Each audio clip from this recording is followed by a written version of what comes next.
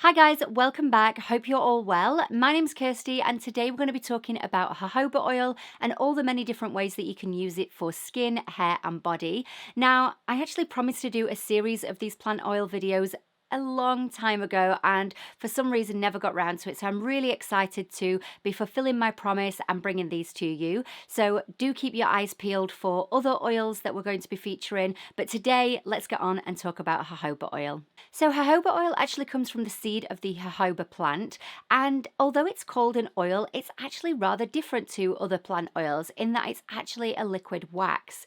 It's been used for many, many years in folk medicine to treat bruises, sores, and wounds, but these days you'll traditionally find it used in pharmaceutical and cosmetic uses. Jojoba oil is rich in vitamin A and E, as well as being rich in chromium, copper, and zinc. Now, it's also got remarkably similar qualities to our own sebum. I believe out of all the different oils available, it is the closest one to our skin's natural oils, and for some people that is seen as a really big benefit. Now, it can be used on all skin types, and it's also safe to use on the face as well as on the body. Jojoba oil has a relatively low comedogenic rating of 2, meaning that for most people it shouldn't clog pores.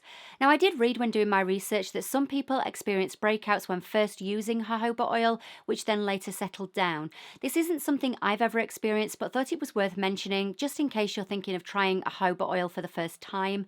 However, it may put your mind at rest that jojoba oil has actually been used to treat acne. It's rich in iodine, which can help fight bacterial growth on the skin, which then leads to breakouts. So what are the ways in which you can use jojoba oil? Well, let's start with the hair. First of all, you can use it as a deep hair conditioning treatment. So I like to take a small amount of oil, run through my hair, and I'll then leave it in for at least 10 minutes. I often leave it for sort of 30 to 60 minutes just to kind of really soak in. And then I'll wash out as normal.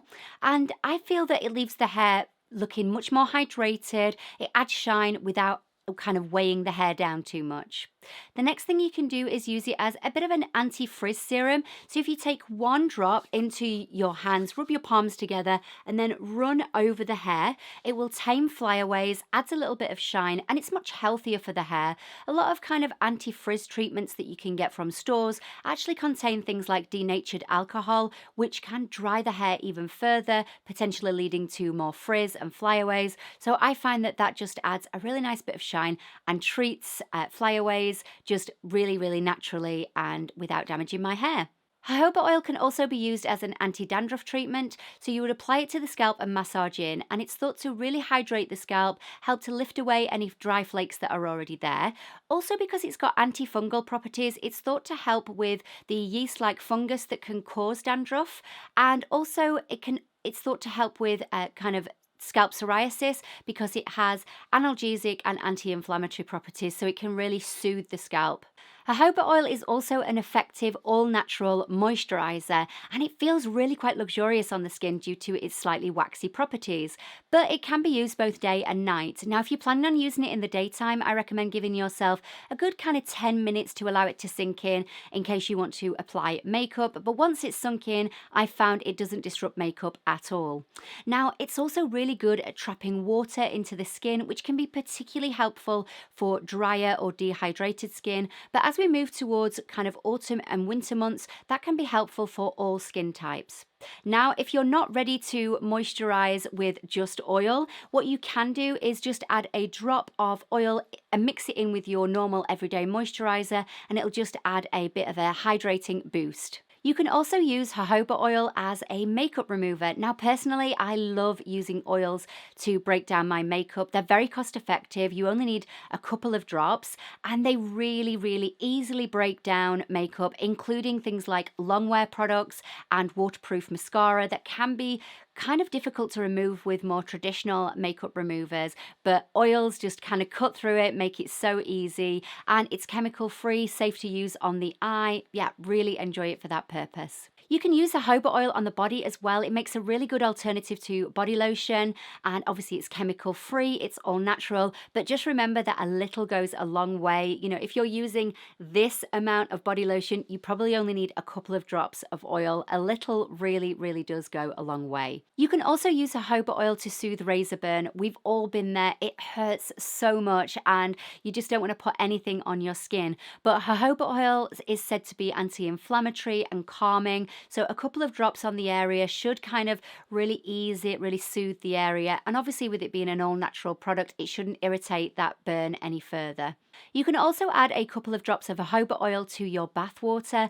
If you've never tried putting oil in your bath before, just a couple of drops makes the water feel so silky, so luxurious. It's really, really nice for kind of a pampering, relaxing bath.